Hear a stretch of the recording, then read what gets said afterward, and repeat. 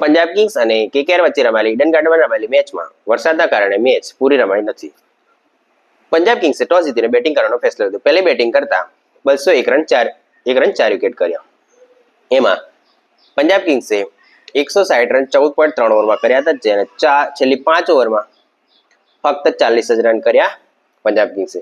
તેમાં સુશાંત સિંહ અને નિહલ વઢેરા પહેલા મેક્સવેલને મોકલ્યો, જે મેક્સવેલનું ફોર્મ આ સિઝનમાં છે જ નહીં. એના પછી માર્કો જોન્સનને મોકલ્યા, એના પછી જોસ ઇંગ્લિશને મોકલ્યો, કારણ કે સ્પિનર હતા. સ્પિનર તો સુશાંત સિંહ અને નિહલ વઢેરા સારું રમી શકે, જેથી સ્કોર કરી શક્યો નહીં. કોલકાતા નાઇટ રાઇડર્સની 1 ઓવરમાં 7 રન પર 0 વિકેટ હતી. ત્યાર પછી વરસાદ પડવાથી મેચ ડ્રો ગઈ. આ મેચમાં પ્રશાંત આર્યા પ્રસિમરન સિંહને જબરજસ્ત શરૂઆત આપી હતી. પ્રશાંત આર્યાએ 35 બોલમાં 69 રન કર્યા, જેમાં 8 4 અને 4 6. પ્રસિમરન સિંહે 49 બોલમાં 86 રન, 6 બોલમાં 6 4 અને 6 6. શ્રેયસ અય્યર કાલે બહુ ધીમી બેટિંગ કરી, 16 બોલમાં ફક્ત 25 રન, રનઅપ બોલ રમ્યો, જેના કારણે ટીમ હાઈ સ્કોર કરી શકી નહીં. 240 પહેલા તો એવું લાગતું જ્યારે પ્રસિમરન સિંહ અને પ્રશાંત આર્યા રમતા હતા 240-50 રન કરશે, પણ 201 રન કરી શકે, કારણ કે વિકેટ 4 જ પડી હતી.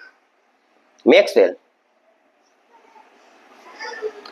7 રન કરી શકે. મેક્સવેલનું ફોર્મ છે જ નહીં આ સિઝનમાં. માર્કો જેન્સન 7માં 3, સુશાંત સિંહ અને નિહલ વઢેરા પહેલા માર્કો જેન્સનને મોકલવામાં આવ્યો. પછી જોસ ઇંગ્લિશ 6માં 11, વૈભવ વરે 4 ઓવરમાં 34 રન આપીને 2 વિકેટ. ચેતન સાકરિયા 3માં 39, હર્ષિત રાણા 2 ઓવરમાં 27 રન, વરુણ ચક્રવર્તી 4માં 39, Sunil Narayan 4માં 35, Andrei Russell 3માં 27, 1 wicket.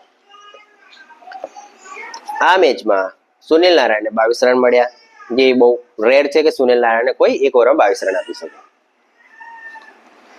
આ મેચ ડ્રો થવાથી પોઈન્ટ ટેબલમાં વાત કરવામાં આવે તો પંજાબ કિંગ્સ 4થા નંબર પર પહોંચી ગયું છે, મુંબઈ ઇન્ડિયન્સ 5મા નંબર પર આવી ગયું છે.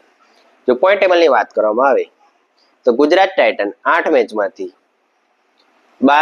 6 જીતમાં 12 પોઈન્ટ સાથે પહેલા નંબર પર છે. બીજા નંબર પર દિલ્હી કેપિટલ્સ, જે 8 મેચમાંથી 12 પોઈન્ટ 6 જીત સાથે. આરસીબી 9 મેચમાંથી 6 જીત સાથે 12 પોઈન્ટ સાથે. પંજાબ કિંગ્સ 9 મેચમાંથી 5 જીત 10 પોઈન્ટ, પણ કેકેઆર સામેની મેચ ડ્રોના કારણે 11 પોઈન્ટ થઈ ગયા છે.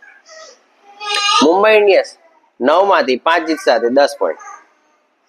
એલએસજી 9 માંથી 5 જીત સાથે 10 પોઈન્ટ, 6ઠ્ઠા નંબર પર.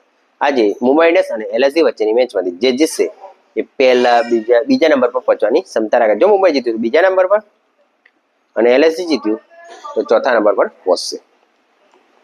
અને પછી ડીસી અને આરસીબી વચ્ચેની મેચમાંથી જે જીતશે એ ટોપ પર જવાની પહેલા નંબર પર પહોંચી જશે. કેકેઆર 9 માંથી 3 મેચ જીતી, 6 પોઈન્ટ નહીં 7 પોઈન્ટ, કારણ કે એક પંજાબ કિંગ્સ સામેનો ડ્રો. પાછા એસઆરએચ સીએસકે ને હરાવીને 3 મેચ જીતીને 6 પોઈન્ટ છે. Rajasthan royal 9 મેચમાંથી 2-4. Punjab Chennai super Kings 9 મેચમાંથી 2 જીતી, સૌથી ખરાબમાં ખરાબ આઈપીએલ હિસ્ટ્રીમાં સૌથી ખરાબમાં ખરાબ પ્રદર્શન આ વખતે સીએસકેનું છે. જો તમને વિડીયો સારો લાગતો તો સ્પોર્ટ ગુજરાત ચેનલને સબસ્ક્રાઇબ કરો અને વિડીયોને લાઈક કરો. કાલે પંજાબ કિંગ્સે ટેક્ટિકલ બહુ ભૂલ કરી. સુશાંત સિંહ અને નિહલ વઢેરાને પાછળ કેમ રાખ્યા? કારણ કે મેક્સવેલનું ફોર્મ બહુ ખરાબ છે. જબરજસ્ત વરુણ ચક્રવર્તીએ બોલ્ડ માર્યો, સ્પીડમાં નાખ્યો હતો, તે બોલ થયો મેક્સવેલ. કેકેઆર ને કેટલી 5 મેચ, 5માંથી 5 જ જીતો તો જ ક્વોલિફિકેશન થાય. અને કેકેઆરની મેચ કોની બાકી છે? કેકેઆરની Delhi Capitals, Rajasthan Royals, CSK, SRH અને આરસીબી. એમાંથી 3 સેલીસ, પણ ડીસી અને આરસીબી જે ટોપની ટીમો છે. અને પંજાબ કિંગ્સને સીએસકે, એલએસજી, ડીસી એમાં એલએસજી, ડીસી ને એમાં ટોપની ટીમો છે.